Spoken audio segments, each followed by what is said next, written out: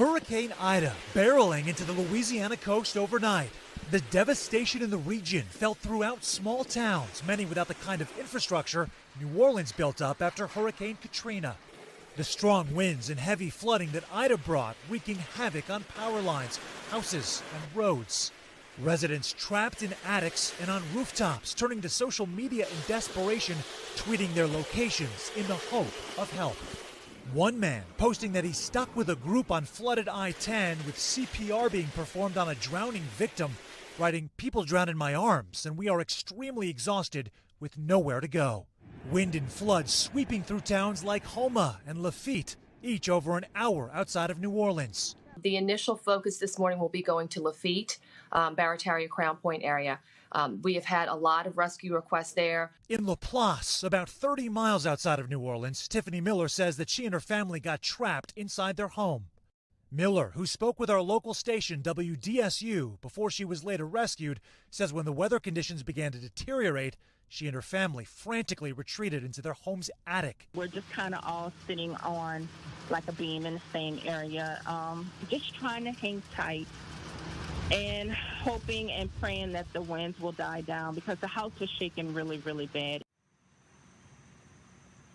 Craig Hoda, I just spoke with a woman a little while ago who said she is waiting to try to reach her friend right now, has been unable to do so. The 911 communications in New Orleans and in Laplace right now are very challenged. Social media, as you mentioned earlier, Hoda, right now is the resource for folks. We know one family tweeting out that there's 5 people inside of their home, including a young boy and girl. This is the measure that people have to resort to right now, just to try to get help, as we now see the light of day coming up. I think what struck us, what you said, I mean, there were a lot of things obviously in your report that struck us, but you said possibly thousands of people trapped.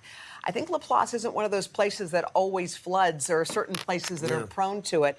And again, we should point out that some people say, well, why didn't people evacuate? Some people don't evacuate because they don't have some place to go, right? Their whole family lives there. Where are they driving? Do they have the resources? Can they get out? Yeah, a lot of folks just can't afford to get out. Sam, you mentioned you had to relocate because of the service issues. What did you see on that drive?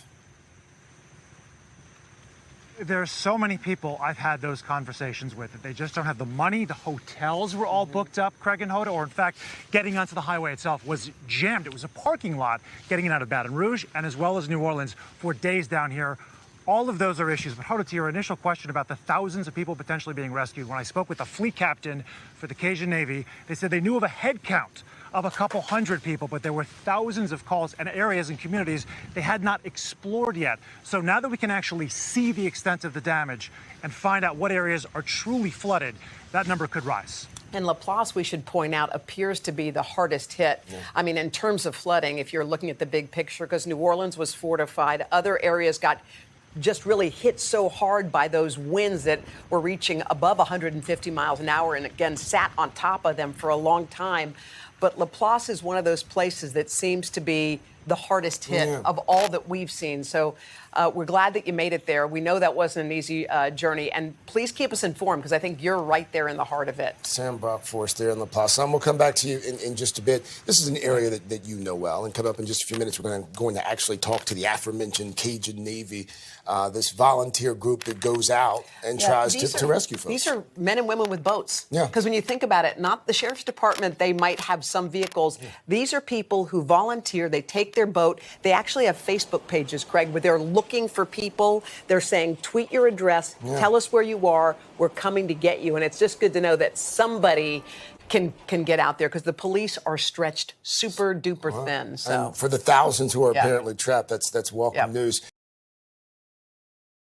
Hey, thanks for watching our YouTube channel. Find your favorite recipes, celebrity interviews, uplifting stories, shop our favorite deals, and so much more with the Today app. Download it now.